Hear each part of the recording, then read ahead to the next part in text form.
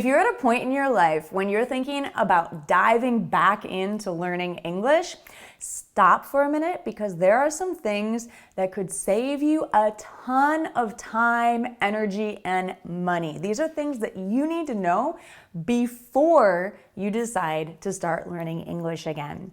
First of all, it is going to help you become fluent so much faster if you can pinpoint the reason why you're learning English, because it's a whole language. There is no end point. There is no destination.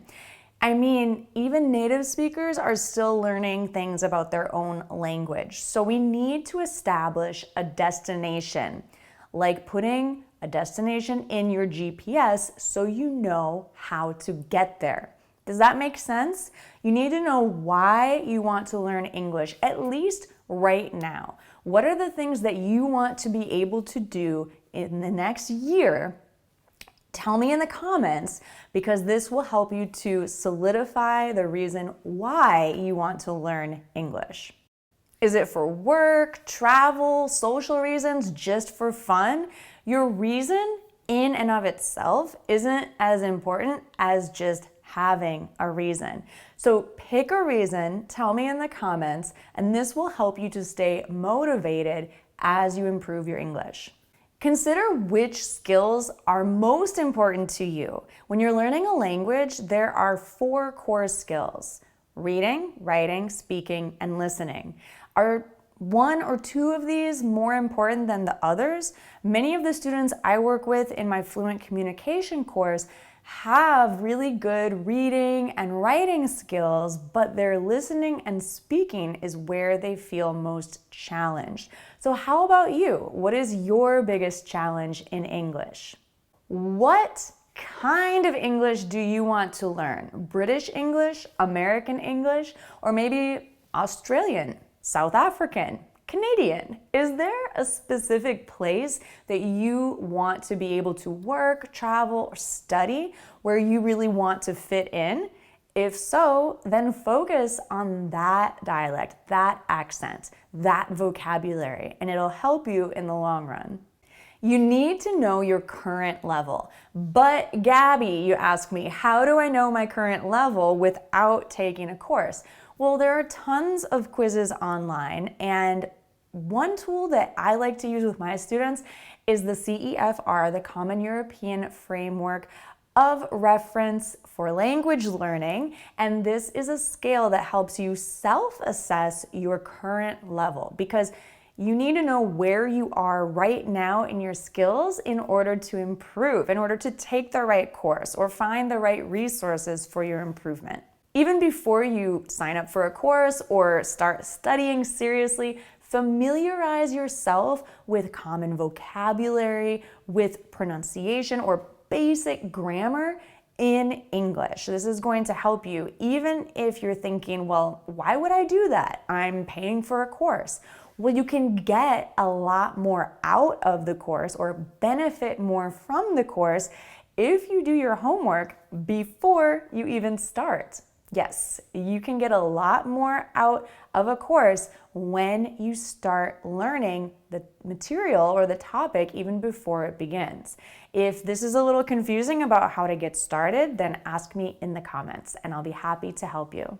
What level do you want to achieve? Do you want to be native-like, fluent, high intermediate, maybe just enough to get by? It's important to be honest with yourself. That way you know how much time and investment you need to get there. And don't worry, because you can always change this answer later.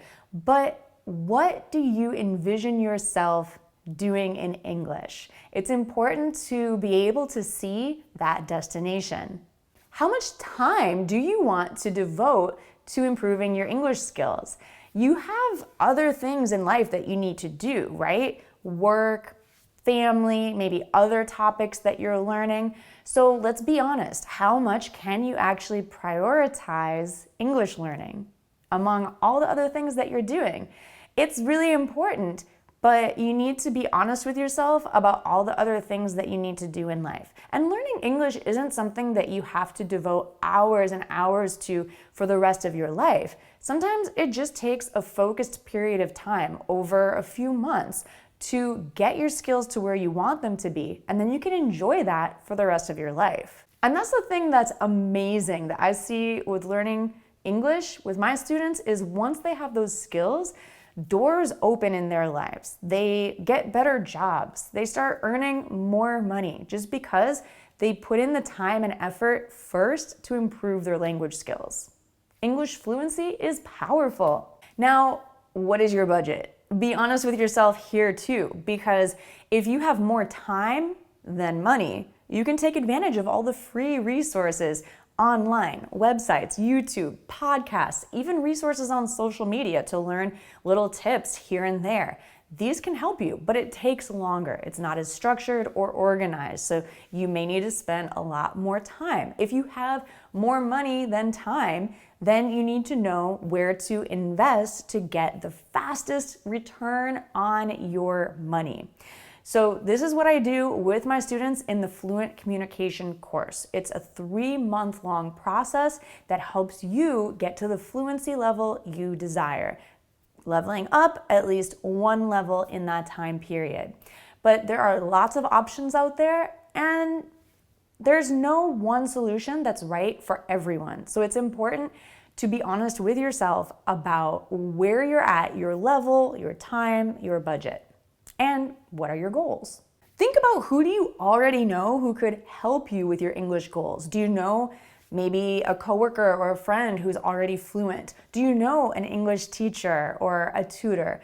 Do you have friends from your high school English class who maybe could help you with some suggestions?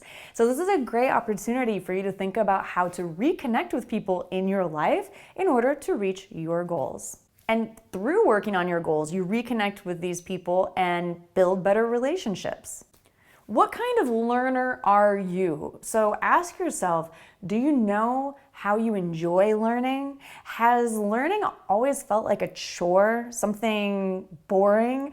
Well, maybe you're just not doing it in the right way for you. Some people learn through the arts, like drawing or dancing or listening to music or poetry. Some people learn in a more mathematical way, really focusing on the rules of grammar and the details of spelling in their vocabulary. Are you visual? Are you auditory? Are you someone who learns best when they're moving around? Maybe walking or working out while you're listening to an English podcast would be helpful for you. There are so many different forms of learning, and if you can identify what works best for you first, you can save so much time and enjoy learning so much more. Learning English is not just about the language. It's not just vocabulary, spelling, grammar. It is about culture. And if you don't believe me, just look at someone, listen to them when they speak English versus another language. Sometimes they look like or sound like a completely different person. I know I'm a different person when I speak English versus Japanese versus Portuguese or other languages I may be learning. Once you get to the intermediate level, you need to be able to understand culture and how that affects your fluency in the language. And it's so much fun, honestly, because it's like living another life. Patience and perseverance. This is important because learning a language takes time, it takes focus, and you have to be patient with yourself. You're going to make mistakes, and honestly, that's good because making mistakes means that you are trying new things. You're pushing yourself to new heights in the language. But be patient with yourself. Don't get angry or upset with yourself when you make mistakes. Learning a language is really a process of making mistakes and correcting them. So celebrate your learning mistakes, actually celebrate improving your mistakes, but be glad when you have those moments, those little victories, those little improvements. And even if it's as small as giving yourself a compliment like, hey, I'm improving, or maybe treating yourself to something you enjoy, maybe you go out for ice cream, or you get yourself a coffee, or whatever it is that you really enjoy, to take a moment, take a deep breath, and really be proud of everything that you've accomplished so far and that you are accomplishing. So you're doing great. I hope you keep these 10 things in mind as you think about diving back into improving your English skills. And if there's anything that I can help you with, let me know in the comments. Thanks so much for watching Go Natural English. I'm Gabby, your American English fluency coach, and I will see you next time. Bye for now.